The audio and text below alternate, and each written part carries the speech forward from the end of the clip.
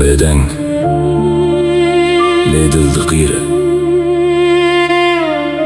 dengê me hat girtin, lê em hîn dijîn.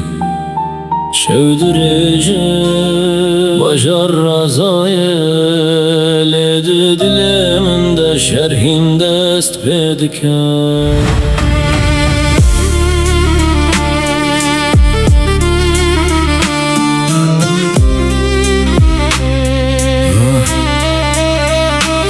Likolan mezin bûm bi xewnên bêreng, nav vajarê tarî ez bûm dengê bêdeng. Her roj dibin sisteme de min hat şîkandin, wek heykelê bêrûh bi çavan me hat dîtin. Day got bixwîn tu dê xilas bî, lê di derve de dîtim her tişt qefes bû. Şkar tûne rêya min tê girtin, ez naxwazim bikim lê jiyan min dike şikestin. Ez di nav rêzan de wek ji marekê, nav wan nivîsarê wan tenê navê bêkê. Tu nîkarî bibêjî ku tu jî hes dikî, çimkî ev dünya tenê ji hêz û pere dikî. Ez dengê wanim ku qet nehatin bihîstin, li ser axa şerê em nehatin dîtin. Dinya ji me re wek zindanek mezin, lê em hîn radibin her roj ji nû dest pê dikin. Ez dibin tavê gurbetê de dimirim, herkes li ser xwe ye kes tu kes navirim. Dost gotin heva lê paşê firotin, ev jiyana sarê li min bi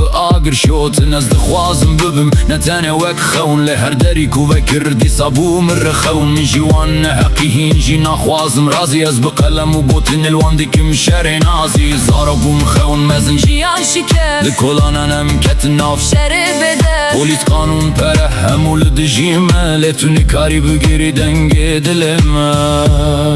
Bêdengî newatêya ku em tunane, tenê kes tune ku me bibihîze.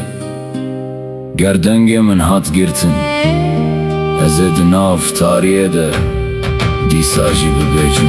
Ez pirsikim ji xwe Ev jiyan çi ye? ger azadî tune, Em li vir ji bo çi ne? di nav şertên wan de em hîn dimîne, lê di nav şertên xwe de em xwe winda dikin. Nav min çû xewnim wî jî bi wî re çûn, min jî li peywan ketim lê rê bûm bêhûn. Ez di nav vî bajarî de wek sêyekê tu dibînî min, lê tu nas nakî min wek keseke. Ez naxwazim mirin lê jiyan jî şerê, her kes di nav roleke lê tu kes nesere. Derev dinya qada wan e em ji bo çi ne, em tenê çîrokin ku qet nehatin got. Ez dengê wanim ku qet nehatin bihîstin, Em li ser erdê hene her çend nehatin dîtin. ger jiyan şerê, Em hîn di nav şerin, her roj dimirin. lê dîsa jî radibin. Ez dengê wanim ji kolanan te, Dengê zerokan ku hîn li ser rêne. dinya bilene bêje, Ku em tunane